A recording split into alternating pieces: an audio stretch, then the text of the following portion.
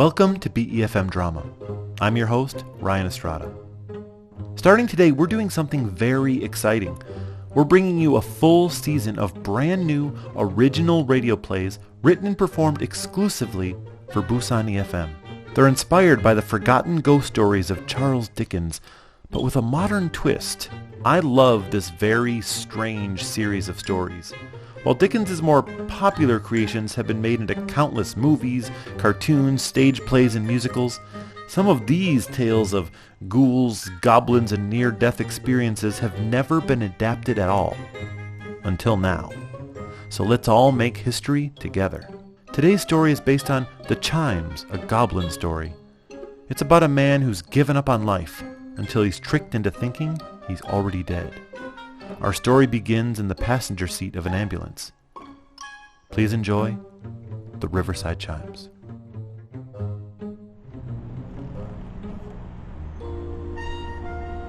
You never know what night is going to turn into a horror story, but most of them do.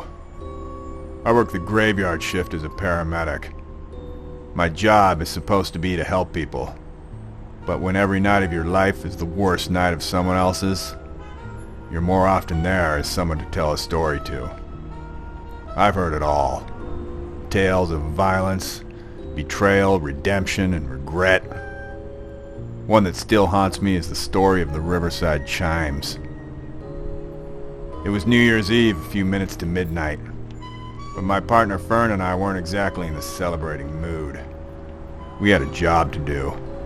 Our first job was getting coffee. I was just getting back to the ambulance when the call came in. Geez, have you slept at all? You look terrible. Just drink your coffee. You look like some kind of creature, like a troll or something. 22 Charles, I've got a call for you. Go for 22 Charles. Head to Claremont Avenue at 120th. We have a possible jumper on the church bell tower. Male, mid-50s, bleeding. Cut himself on the fence breaking in. Minor injuries. Sounds like it could become a lot more major. We're on it.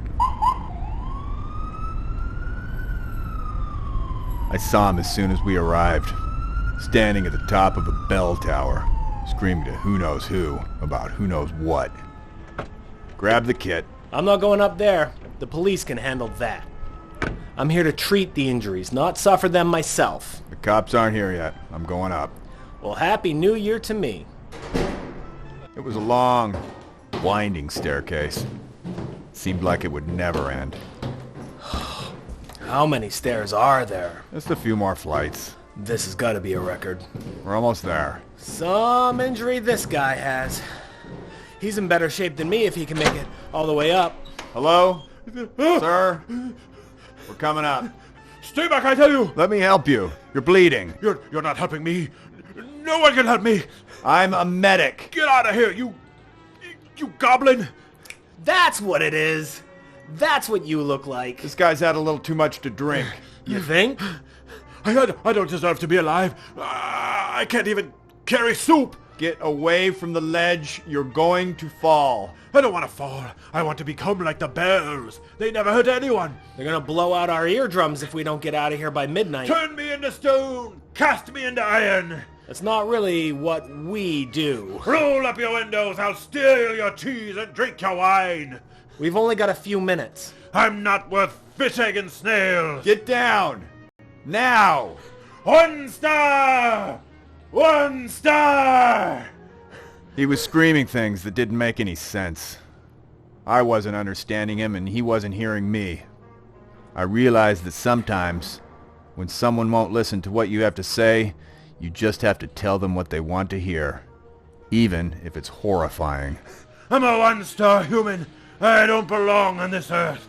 Fine. You don't want to be alive? Fine. Done. Fern, call it. You got it, Goblin. Time of death, 11:56. There, you happy? You're dead. You can get off the ledge now. He's running. Wait! Stop!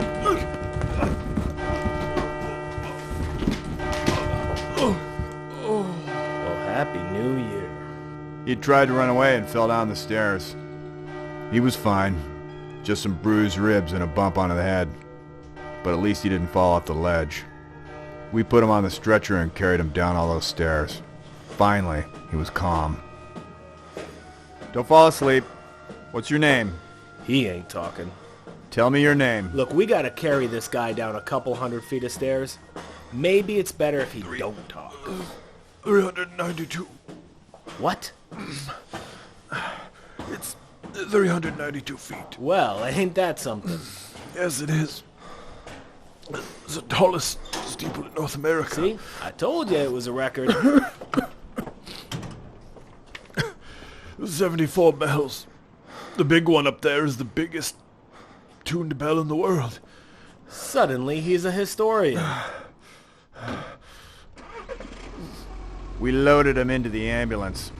Fern took the wheel, and I stayed with the patient. He had a head injury, so I had to keep him talking. Finally, away from those bells, he was ready to speak.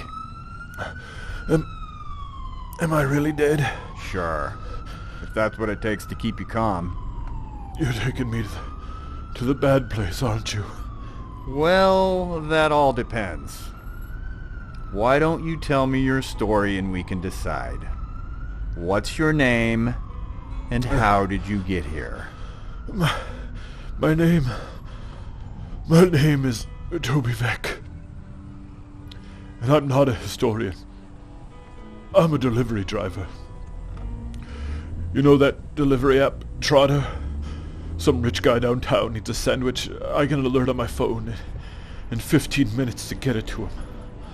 I do grocery shopping for people too important to do it themselves. I grab sushi for business lunches. I pick up suits at dry cleaners, that kind of thing. I don't make much because my rating in the app isn't very high. And the app steals most of the tips.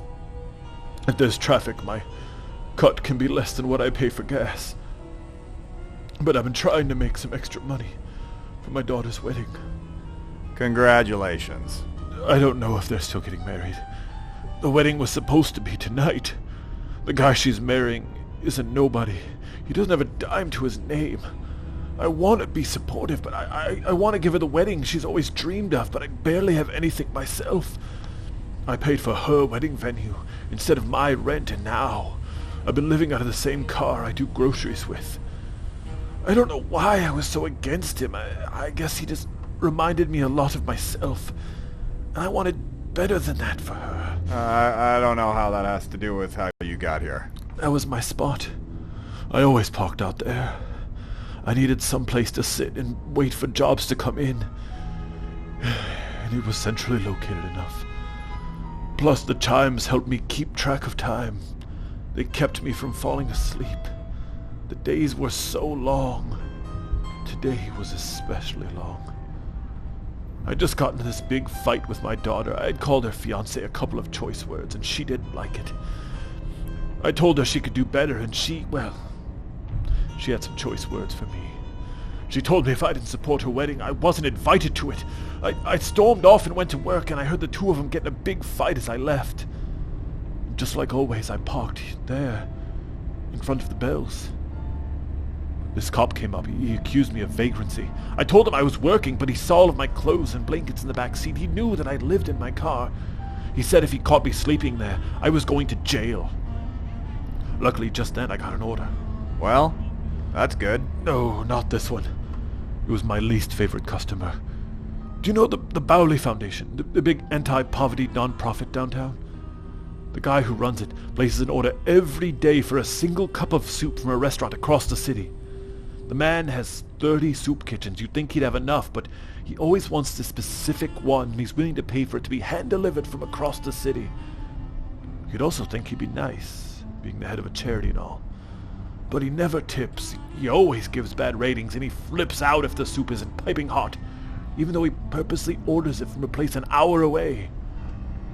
And he always orders during the worst traffic of the day. This time, on the way to him, someone rear-ended me. The damage to my car was bad enough because that's all I have at this point.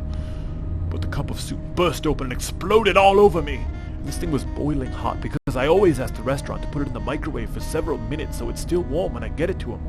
It was like a balloon full of boiling water. It burst on me. But I still had to concentrate on the road. I should have gone to the hospital, but I don't have insurance. And plus I still had to get this guy some soup. I was one bad rating away from getting kicked off of the app, and I just couldn't afford it. I hurried back and I bought him some new soup out of my own money. I rushed across town to get it to him, but with a banged-up car and second-degree burns on my chest and the cloud of being disinvited for my own daughter's wedding hanging over my head. But I made it to the Bowley building. So it all worked out. The second his hand touched that cardboard bowl, he tossed it right into the trash. He yelled, "I'm not paying for cold soup!" And I tried to explain it just wasn't possible to get hot soup across the city during rush hour, and that he could just microwave it. But he screamed at me. He said, "I'm not doing your job for you." "What am I talking about? You don't even have a real job." He said he was going to file a dispute on the order, which would mean I'd lose my job. I begged him not to. He sneered back, "What kind of losers do they hire to do this job anyway? Look at you. Your shoes have holes in them. Your clothes look like you slept under a bridge. You can't even carry soup right. What right do you have to this or any job?" I should have just left. But I guess I just had so much on my mind that it all just spilled out of me. I told him about the accident, the burns, even my daughter's wedding, and sleeping in my car. The man sneered at me. "Look at you, blaming everyone but yourself for your problems. Look at me. Do you see me running into all of these issues? Do you see me begging for mercy? No, because I work for my money. I spend my days giving back to my community instead of taking from it. Do you see soup stains on my $7,000 suit? No, you were probably driving drunk off of whatever you bought with my money that I made running a charity." He told me, "You're lucky there are people like me in the world to take care of people like you, because my charity is probably the only thing that keeps you trash from turning into crime and ruining this city. And if you're so desperate, head to one of my soup kitchens. The soup there is free. The one you wasted, however, is not. And you're either going to refund me cash or I'll dispute it in the app, and it looks like you're one more bad rating away from being out of a job." I emptied out my wallet and I gave him everything I had. When I went back to my parking space, my car had been towed. That cop had been watching me. He had it out for me. That wasn't even the worst of it. When I looked at my phone to see who I could call, the last thing I saw on the screen before my battery died was the rating alert. After all that, the man had rated me 1 star. That was enough. My overall rating dropped so low that I was no longer allowed to make deliveries. I was out of a job. That was it. I was a 1-star human being. Don't listen to that guy. I looked back up at that glass high-rise, that tower I could never reach the top of. There was a delivery of wine, cheese, escargot, and caviar going in for some big-wig luncheon happening inside. I would never have anything like that. I would never deserve anything like that. I'm not the kind of man who eats escargot or caviar. But I was hungry, and I did need a drink. So I'm ashamed to say, I ran off with a hunk of cheese and 3 of the bottles. I hadn't had a drop to drink in years, but what was I trying to save myself from? I wasn't destined for anything greater. I just needed something to numb the pain. And then I just started running. I didn't know where to go. I don't have a home. I didn't have a car. I didn't have a job.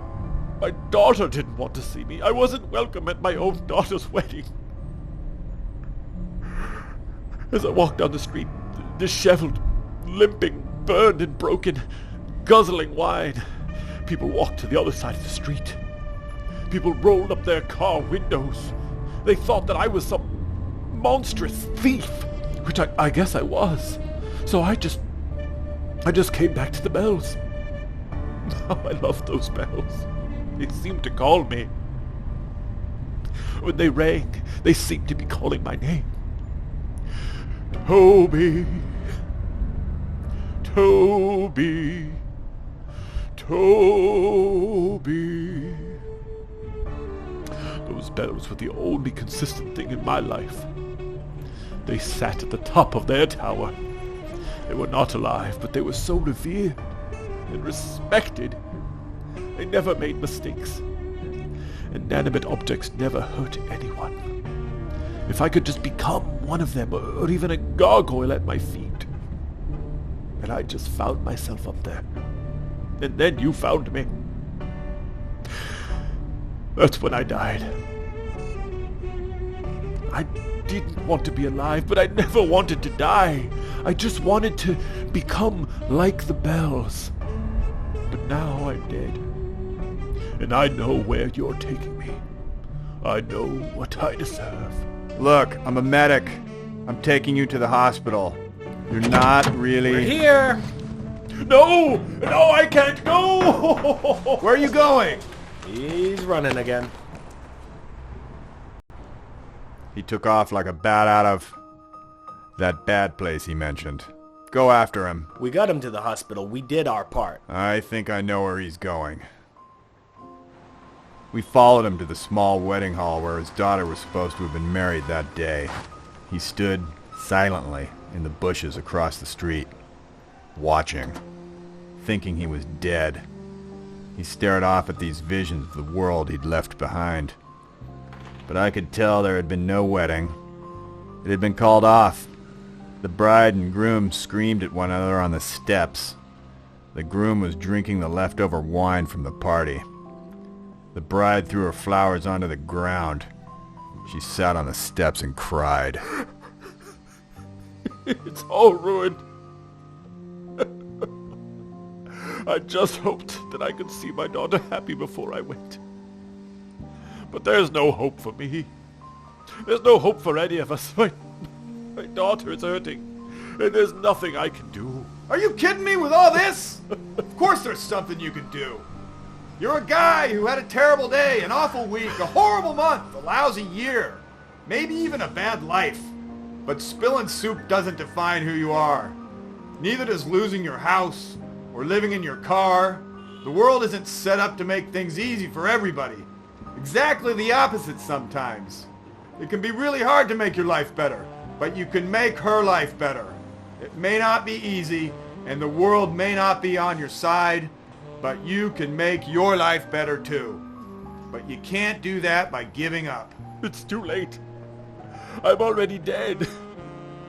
If only I had never climbed those steps. I don't want to be a bell. I don't want to be a ghost. I want to live! You know what? Let me check your pulse. Well, would you look at that? You're cured. It's a new year. I'm giving you a second chance. I'm alive! I'm alive! Thank you, Goblin! I'm alive! I want to live!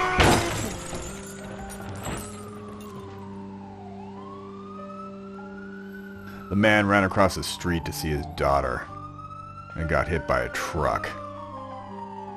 His daughter rode in the back of the ambulance with him. Her fiancé met them at the hospital. It may have taken 2 near-death experiences, but he got his second chance. And I got a nickname that I could never get rid of. Let's go, Goblin. We've got work to do. Thank you for listening to BeFM Drama's production of The Riverside Chimes, based on The Chimes, A Goblin Story by Charles Dickens. The Riverside Chimes was written by Ryan Estrada and starred Sam Hazelton as Goblin, Kelly Brassbridge as Fern, Angelique Lazarus as Dispatch, and me as Toby Veck. The music was by Unheard Music Concepts and was released under a Creative Commons Attribution license. That's also true of the music you hear right now, Hidden Agenda, by Kevin MacLeod. Tune in to the next episode of BeFM Drama for another Goblin story, Conflicting Accounts.